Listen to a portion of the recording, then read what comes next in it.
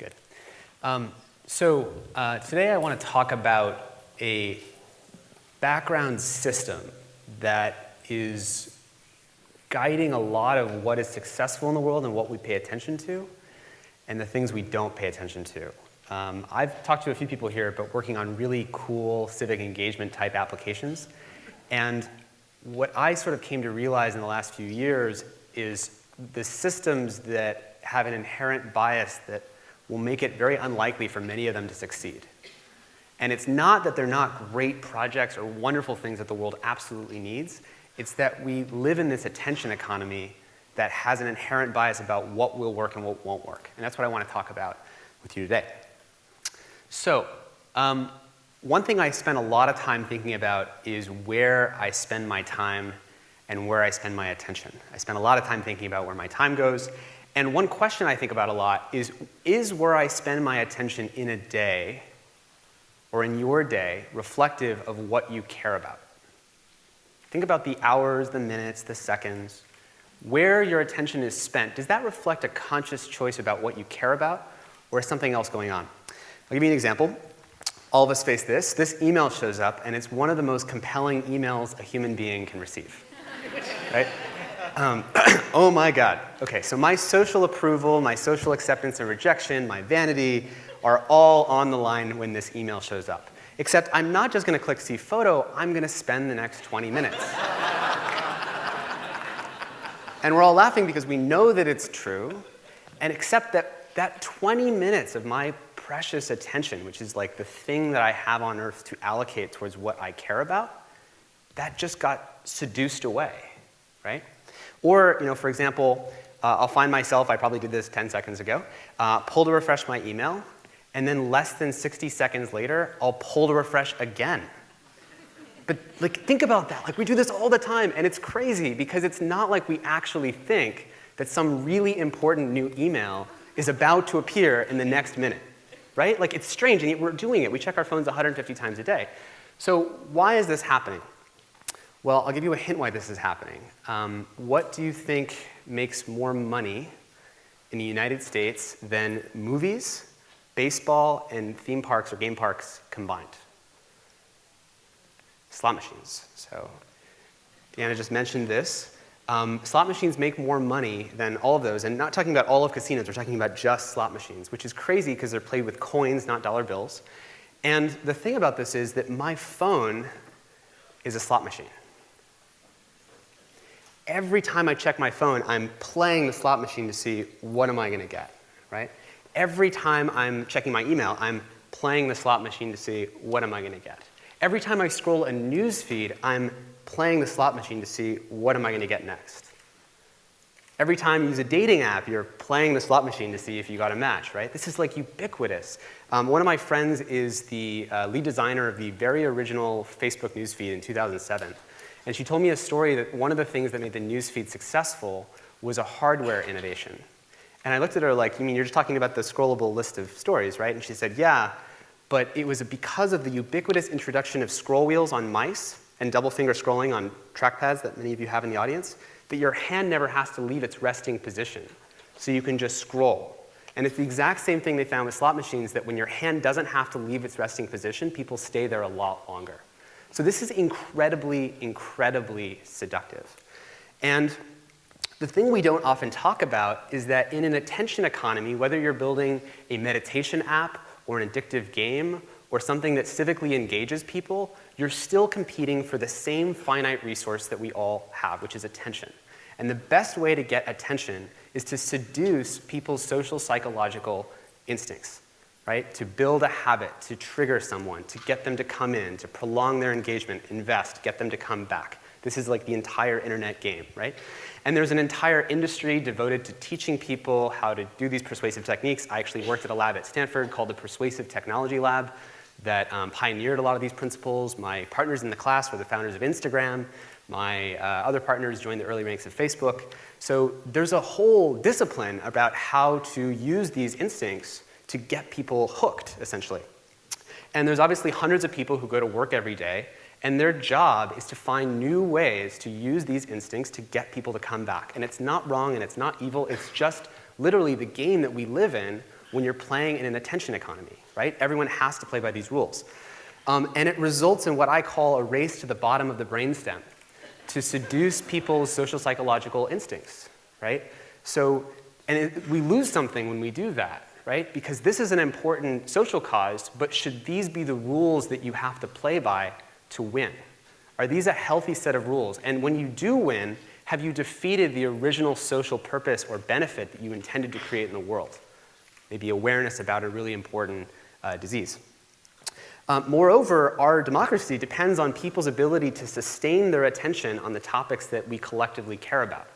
And when we're seduced by the next wave of a thing, we're not able to do that, right? We're just constantly sucked into the next thing. So what are we going to do? So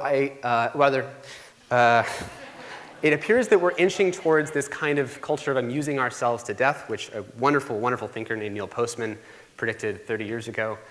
He was sort of the successor to Marshall McLuhan.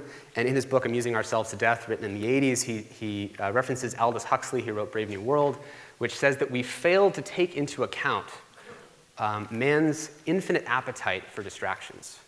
Meaning we have to recognize the things, the forces that drive human beings to do what they do moment to moment. And we have to acknowledge that there are those forces, and they're manipulated all the time. Okay, so I didn't come here to do doom and gloom. I came here to talk about what we do, but I want to talk about what we do from a position that acknowledges the situation we're actually in. So there's hope, and I think it's going to take a different kind of conversation in the same way that organic created a different kind of conversation about food.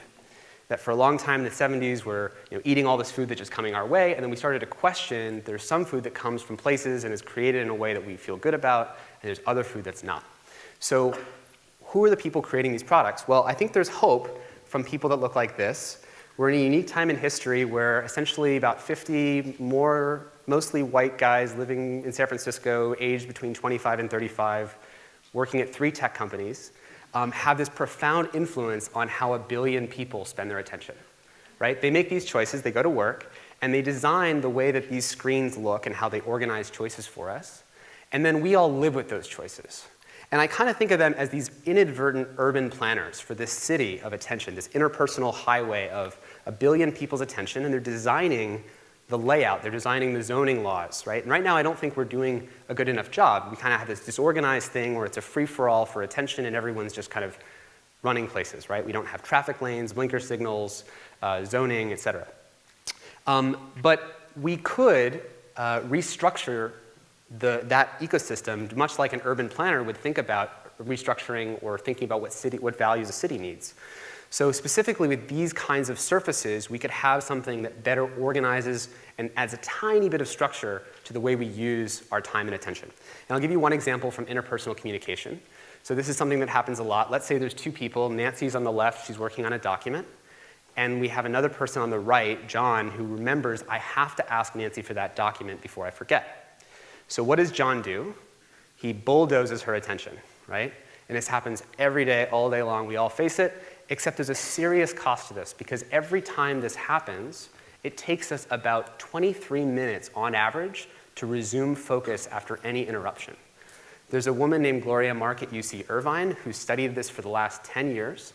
Her research also shows that if you look at someone's behavior and they get interrupted a bunch over the course of an hour, you look at their next hour, and the rate of self-interruption has increased. In other words, what appears to be happening is that more external interruptions increase the clock rate in which we self-interrupt. So it's like conditioning us. So how do we fix this? So think of this as a kind of messy urban environment. So what if we add a traffic lane that says that someone could want to be focused? So let's give someone a new choice of a traffic lane in which they can be focused. And so now when John has that need to ask Nancy for that document, he still has to get the thought off of his mind, so he can dump out the thought. Yeah, you can see that. He can dump out the thought, except this time the messages are held and will be delivered as soon as Nancy goes unfocused. So now Nancy gets what she wants. She's in the traffic lane of being focused. And John also gets to get the thought off of his mind. But this only works if Nancy knows that she's not going to miss something important. And she just has to know there's always a clear way to escalate any kind of communication. So what we're doing is just slightly tweaking like the urban planning of this global city of attention, these subtle things, right? And that's one opportunity space to fix this. The second, though, is more about what we're competing for in the first place. So right now, the goalposts are attention. You've got to get as much time and engagement from people as you possibly can. And that's kind of a perverse goalpost, as we discussed before. So is there something better? Could we compete for something that's about human values? And one of my favorite examples of this is couchsurfing. If many of you don't know, couchsurfing is a website that connects people who are looking for a place to stay with a free couch. It used to be bigger than Airbnb up until about a year ago. And they developed a goal, which I find really profound. You would think that if you're couchsurfing, your goal, the way you measure success, would be if someone is looking for a place to stay, did they find a place to stay? How many people got matched? That'd be a pretty good goal. But that's not how they measure success. What they measure is net positive contributions to two people's lives. And the way they measure it is the most fascinating thing, and I always love talking about it, and I'll tell you how it works. So let's say that there's two people who are staying with each other in Paris. So I'm going to Paris, and someone's letting me stay for, let's say, 4 days. So they take in their metric the number of days that two people spend together. So they count those 4 days, and then they estimate how many hours would those two people have spent together in those 4 days. And they ask both people how positive were those hours. So if you get the simple arithmetic, we're just counting the number of positive hours that two people spent together, basically. And then what they do is they subtract all of the time people spent on the website, because that's a cost to people's lives. It's the exact opposite of what we call success. And what they're left with is a count of new net positive contributions to people's lives. These are positive hours that would have never existed in these people's lives unless couchsurfing did what they did. Can you imagine if you went to work every morning and you had a big screen up on a wall and it shows you the new net positive hours in people's lives that were a result of what you're doing? Can you imagine if there was an entire world that actually measured their own success that way? That, let's say, dating apps, instead of measuring the number of swipes left and right they got last month, they measured the number of people who found whatever it is that they were looking for, right? Imagine if like a professional social network like LinkedIn measured the number of people who found the jobs that they were really glad to get and subtracted maybe the time people didn't feel so good about later. Imagine if civic engagement apps didn't have to measure in their success the amount of time people spent getting back into the app, but instead measured the actual net positive impact on congressional behavior, right? It'd be a very different world, but of course it goes against the current incentives, because the current world you measure in time spent. If you're a startup or a nonprofit, the way you get your grants, the way you get your funding is you say, look at our growth numbers, we've got more usage, we've got more time this month over last month, and so it goes against that model. So we have to change the way we value success, and we've done that before in other industries. We've done it with organic, where we said, you know, if a farmer decides not to put chemicals on his apple, and it's just a more expensive apple than this one, he dies, right? Until we class him out and say, this is a different kind of apple. It's an organic apple. And we did the same thing with LEED certification, where we said, this is a different kind of building. It stands for different values. So you can't compare it just based on the price. And basically, what I want to talk about is why we need something like an organic type thing for technology. Imagine if there was something that was about an organic classification that basically said you are a purpose-driven design company that is about creating a net positive contribution to people's lives. You hand in your metric for how you measure that. You get premium shelf space in the relevant places where people find and discover things in the world. You get premium shelf space in users' lives. You get higher rankings and feeds and things like that. But doing this takes a very different kind of conversation than the one we've had. The conversation that we're having now kind of ignores this attention economy that we live in, which creates an inherent inequality between those people who are more likely to win and those people who won't get a chance. You know, we have a Hippocratic oath in medicine to talk about the responsibility that medical practitioners or doctors have over patients' lives. We don't have a Hippocratic oath for responsible design that influences the lives of 1 billion people. We pay a lot of attention to privacy and security and big data, these are big topic issues. We don't have this on the agenda at all. This is not discussed. And it affects millions of people's lives every day, hours of it. So we have to have a new conversation. And doing that would amount to moving from a world that measures its success in terms of time spent to one that measures its success in terms of time well spent. So let's have that conversation later today. Thanks.